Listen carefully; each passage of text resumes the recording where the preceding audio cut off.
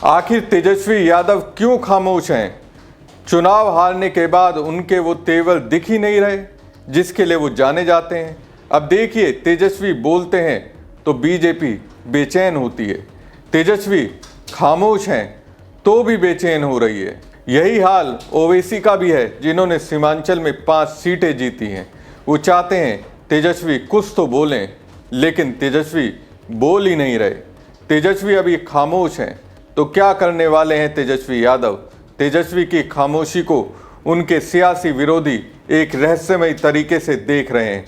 चलिए बात कर लेते हैं तेजस्वी की खामोशी पर, समझने का प्रयास करते हैं आखिर तेजस्वी क्यों खामोश हैं। वैसे देखा जाए तो बिहार विधानसभा चुनाव 2025 में सबसे ज़्यादा चर्चा जिस नेता ने बटोरी वो थे तेजस्वी यादव, क्योंकि वो जीत को लेकर इतने कॉन्फिडेंस में थे कि उन्होंने तारीख भी तय कर ली थी, 14 नवंबर रिजल्ट, 18 को शपथ। लेकिन जब नतीजे आए, घटनाक्रम उलट गया। एनडीए ने 202 सीटें जीतकर सत्ता में वापसी की और आरजेडी सिर्फ 25 सीटों पर सिमट कर रह गई। पूरे महागठबंधन का आंकड़ा भी 35 से आगे नहीं बढ़ा। चुनावी हार के बाद एक और बात चर्चा में रही, तेजस्वी यादव का सार्वजनिक जीवन से अचानक गायब हो जाना। 20 नवंबर को पटना के गांधी मैदान में ऐतिहासिक शपथ समारोह हुआ। प्रधानमंत्री, केंद्रीय मंत्री, 11 राज्यों के मुख्यमंत्री मौजूद थे, लेकिन तेजस्वी यादव गायब थे। आमंत्रण भी गया था, सीट भी रिजर्व थी, लेकिन तेजस्वी यादव नहीं दिखे।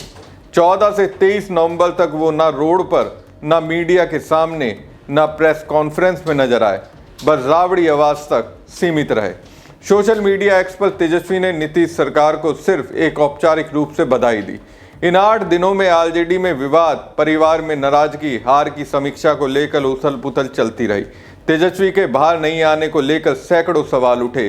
क्या ये रणनीतिक तौर पर चुप है, मानसिक थकान है, आंतरिक असंतोष है, या राजनीतिक पुनर्गठन का समय है? 14 नवंबर को नतीजे आए तो तेजस्वी यादव अपने एक पोलो रोड आवास पर ही रहे।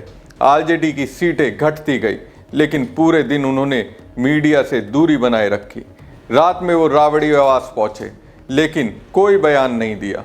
15-16 नवंबर के दिन भी वो सन्नाटा देखने को मिला।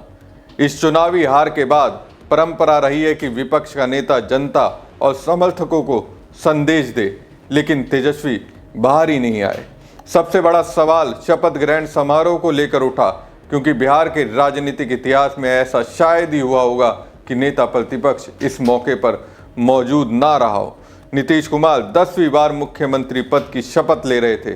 मंच पर प्रधानमंत्री सहित दर्जनों राष्ट्रीय नेता थे, लेकिन आरजेडी की खाली कुर्सी सभी का ध्यान खींच रही थी। क्या तेजस्वी निमंत्रण से नाखुश थे, या कोई रणनीति थी, या परिवार में चल रहे विवाद ने सार्वजनिक उपस्थिति रोक दी? आरजेडी नेताओं ने भी इस मामले पर चुप्पी साध रखी है। तेजस्वी की यही चुप्पी चर्चा का सबसे बड़ा विषय बन गई है। 14 नवंबर की सुबह चुनावी गिनती के दौरान शुरुआत में आरजेडी कार्यकर्ता उत्साहित थे।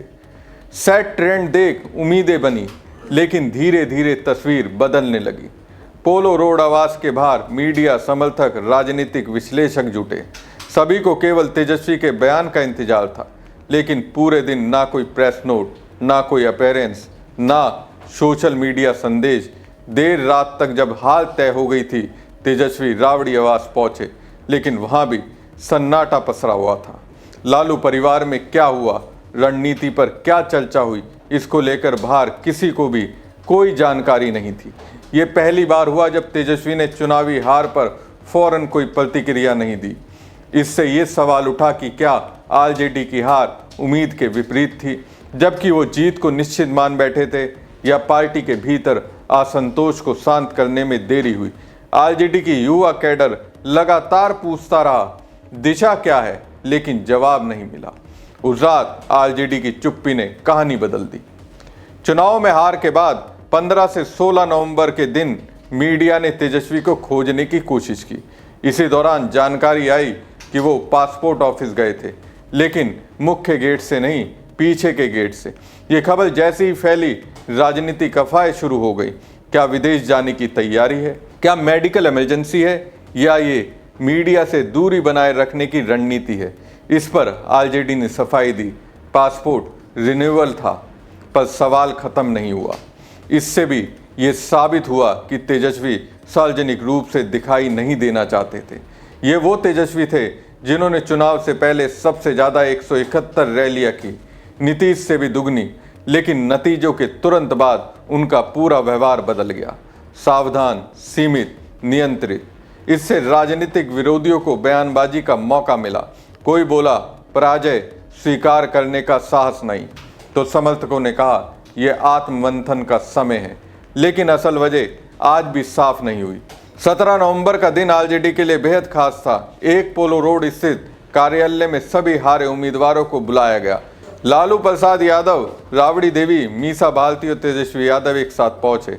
अंदर लगभग 3 घंटे समीक्षा चली।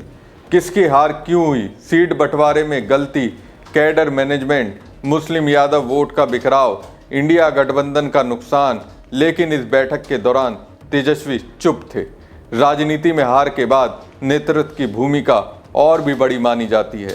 बैठक के बाद आरजेडी ने उन्हें औपचारिक रूप से नेता प्रतिपक्ष चुना, यानी संगठन को अभी भी उन पर भरोसा है। लेकिन बाहर आकर भी तेजस्वी ने एक शब्द नहीं बोला। यही चुप्पी राजनीतिक पहेली बन गई कि क्या वो खुद को जिम्मेदार मान रहे हैं या आरोप लगाने वालों से बच रहे हैं। तेजस्वी यादव आमतौर पर सोशल मीडिया पर सक्रिय रहते हैं। तेज प्रतिक्रिया, तंज, ग्राफिक्स, रैली अपडेट, वीडियो संदेश। नतीजा आने के बाद तस्वीर बिल्कुल उलट दिखी।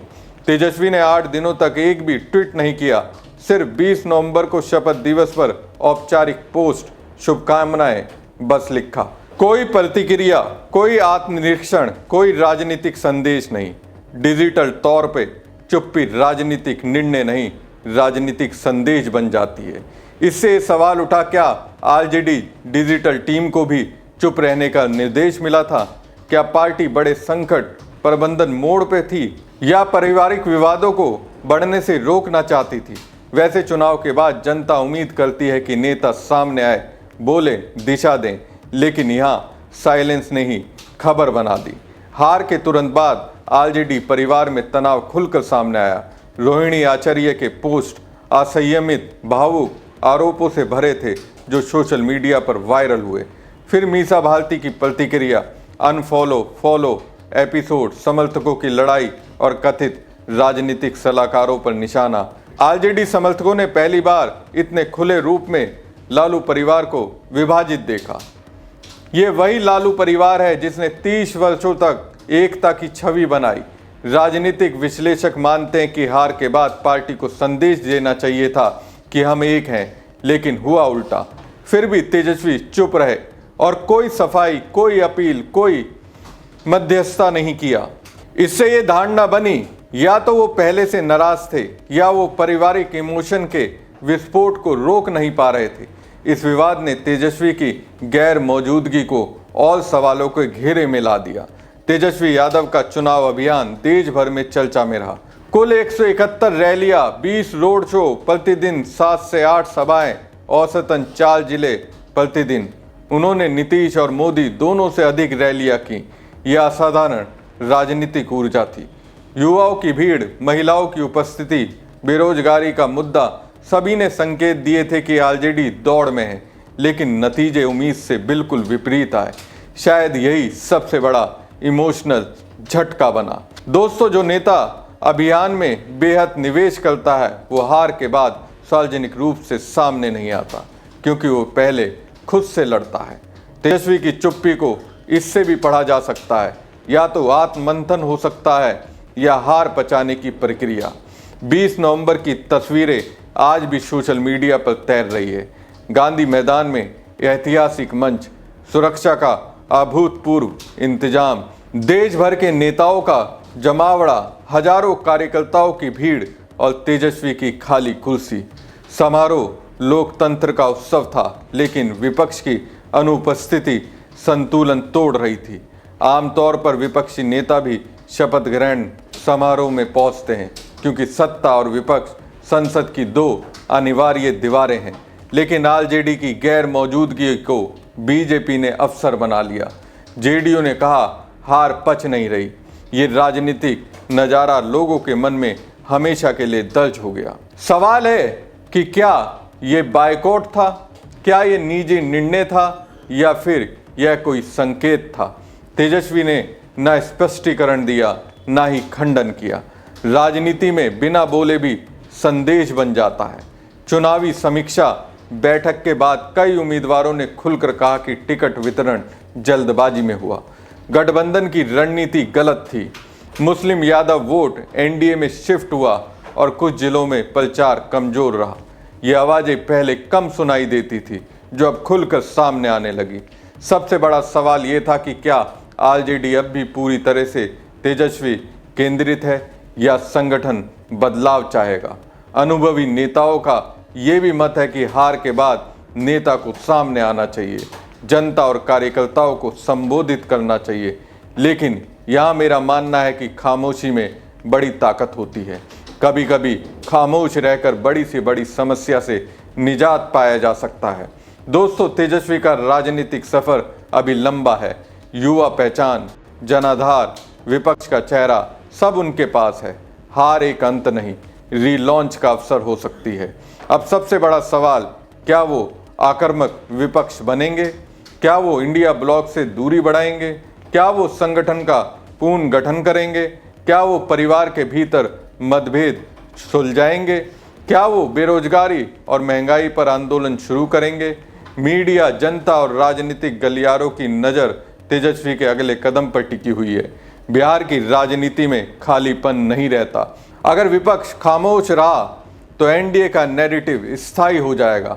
मुझे लगता है तेजस्वी जल्दी ही लौटेंगे, ऐसी उम्मीद उनके समर्थक भी कर रहे हैं। लेकिन तेजस्वी का अगला कदम ही तय करेगा कि उन्होंने कुछ सीख लिया या भीतर से टूट गए। हमारी खबर आपको कैसी लगी कमेंट बॉक्स में कमेंट करके जरूर बताएं। साथ ही पेज को ज़्यादा से ज़्यादा लाइक और शेयर कीजिएगा। धन्यवाद।